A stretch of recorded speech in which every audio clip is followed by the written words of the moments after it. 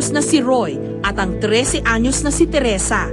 Hindi nila mga tunay na pangalan. 5 buwan pa lang daw ang kanilang relasyon, pero madalas na raw silang mag-jer-jer. Yung first time po, parang pumapasok sa isip ko, yung ano ba feeling ng ganito.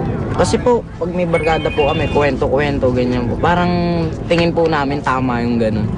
Tsaka iniisip na rin po namin, natural po sa bata, pero wag lang po ganong maaga. Malaya raw nila itong nagagawa, lalo na pag wala ang kanilang mga magulang. Minsan daw, ginagawa rin nila ito sa bahay ng kanilang mga kaibigan. At hindi sila gumagamit ng anumang proteksyon. Hindi mo na rin po kasi may isip yun. Pag nandun na po kayo sa point na gano'n, hindi mo na rin po may isip yun. Parang may isip mo na lang po, bahala na nga. Gano'n. Sa mga kabataan po ngayon yung mga magsisyota po, parang pag wala pong sex, pag without sex, parang po, walang saysay yung relasyon nila. Karamihan po kasi lalaki ngayon, yun lang po habol.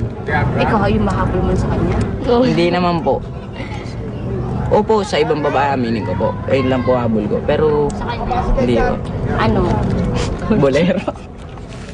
I think importante na ang mga magulang should be more open in terms of discussing these things with their children. Kasi kung hindi, they will get it anyway from other sources. Ang values ay nai-imbibe sa pamamagitan ng relationship, no?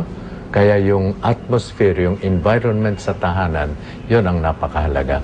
Hindi lamang yung payo, no? Actually, yung payo, yun ay parang masasabi nating pagpapalakas na lamang nung kanilang nasasagap sa pamilya sa pamamagitan ng kanilang araw-araw na pamumuhay, araw-araw na relations.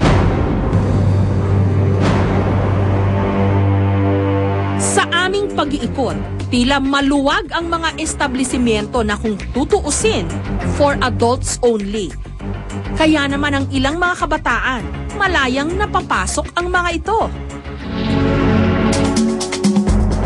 Ipinakita ng magkaibigang Ernie at Baby, kapwa 16 anyos, kung gaano kaluwag ang mga motel sa mga menor de edad katulad nila.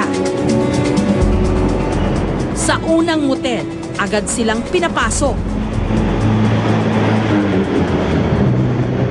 Sa pangalawang motel, hiningan sila ng ID, kaya hindi sila nakapasok. Ako po, walang 18. Bawal po ba? Bawal po.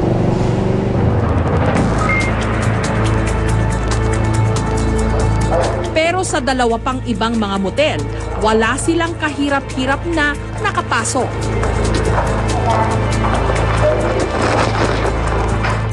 Pagpasok po namin, tinatanong po kaagad kung hanggang anong oras po kami magtatagal.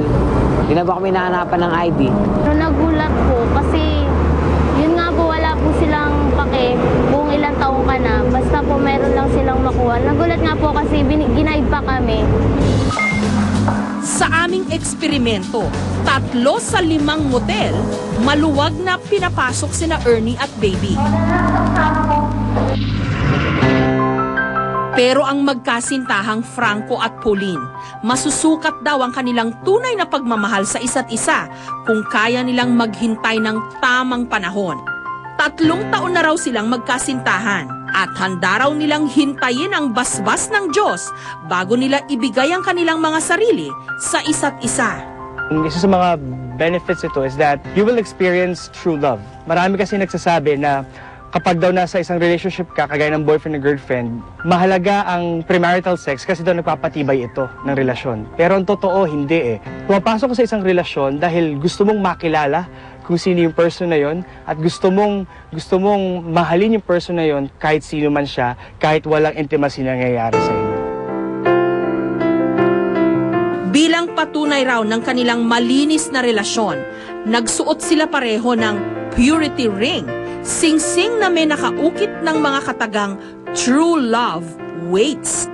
Hindi raw nila huhubarin ang mga ito hanggang sa unang gabi nila bilang mag-asawa. I was really, inspired, to really wait for the right time. I'm not perfect. There are times that, I've committed these mistakes in my life. But what's important is that new beginnings, you start from scratch again. And kung ano yung meron ngayon. But I know already that I need to wait and settle for best. Ang tanong, ilan pa kaya ang mga tulad nila?